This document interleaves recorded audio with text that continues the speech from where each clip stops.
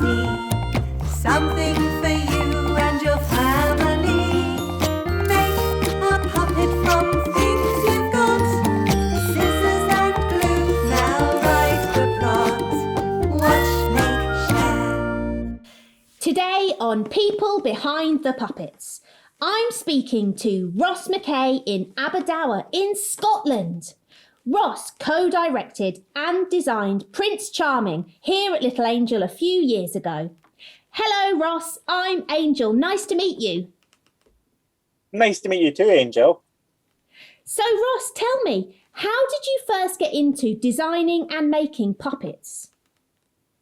Well, I went to university to study drama, and I had a chance to do a placement with a puppet company in Edinburgh, and I fell in love with the puppets that they were doing, and they had a whole host of puppets from shows years ago that I got to play with, and that really started to get me excited about puppetry. And then I decided I'd go and train in puppetry. So I went off to America to train with a company called Bread and Puppet, who make really giant puppets. And that's where I trained. Oh, wow. Can you tell us a bit more about working with Bread and Puppet?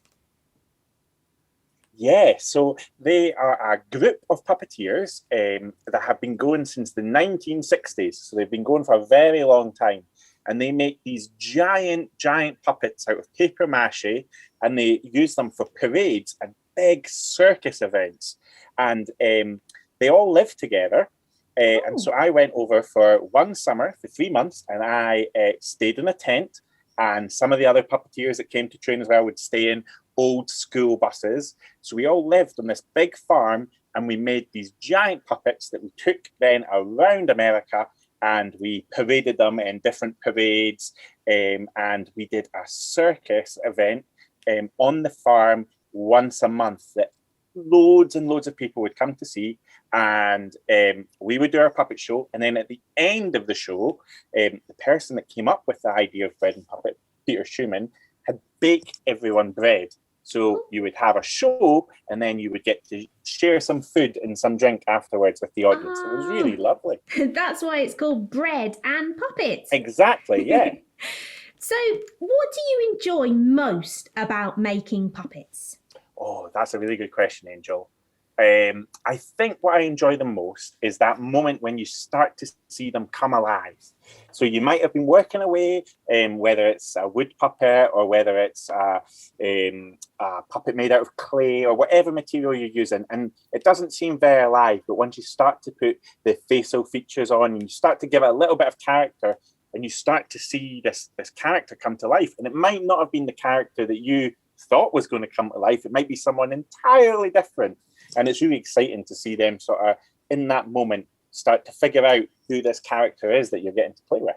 And do you have a favourite type of puppet? Oh, that's a really good question. I worked with these big giant puppets, but then I worked with a company called Tortoise in a Nutshell, and we made a show with lots of tiny puppets. They were very small, and they were made of clay and cardboard, and they just did a very simple motion. So they might shake their head or move their hand, and they were a lot of fun. And the show that we made that back in 2013, and we're still touring it almost 8 years later.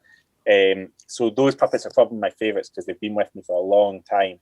They were designed by Amelia Bird, who I learned a lot off of when she was making the puppets. Gosh, so you've worked with giant puppets and teeny tiny ones as well. Yeah, exactly. Yeah. So Ross, when you are making puppets, what are 3 things you need to consider? Oh, that is a good question. So for me, one of the big things that you need to consider is where you're going to play with the puppets. So if you have glove puppets, for instance, it'd be really good if you were able to kneel down and hide behind something. So you need to think about where the puppet is going to live, and that'll tell you what kind of puppets you can use. So sometimes I would do a lot of puppetry directing for big stage shows, and I would work very closely with who the designer was to try and figure out the spaces that your puppet could play in. Another thing that I think is really important is how you're going to hold it. How you're going to hold it is really important, especially if you're going to hold it for a long time. You want handles or bits of the puppet that are really comfortable, don't make you sore, so you're not getting too stiff. Don't want them to be too heavy or hard to move. And then the last bit is you've got to enjoy doing it. So you've got to make them fun. You've got to make them really fun so that you won't get bored of the puppet. So that every time you get to pick it up, it's a treat and it's really joyous to play with it. Yeah. Speaking of fun, have you got a puppet that our viewers can make at home? Yes, I do. So this is, I don't know about anyone else, but over the last year, I have been eating a lot of food. So this is my attempt to have a little bit of fun with some of the food I eat. So this little chap is made from a kiwi fruit, some banana skin, and grapes for eyes.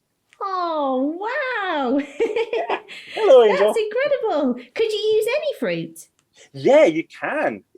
You can use any fruit you want, as long as you are able to pierce it and you can be inventive. So I think I've used an apple before, and I've used an orange, and sometimes I would use an apple, but with orange for hair.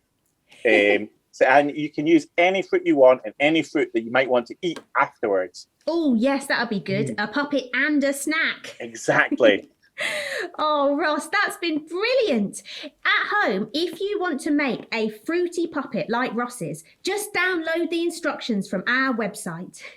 Thanks so much for talking to me today, Ross. It's been really fun. Thanks so much, Angel. It was lovely to see you. Thank you. Bye. Bye.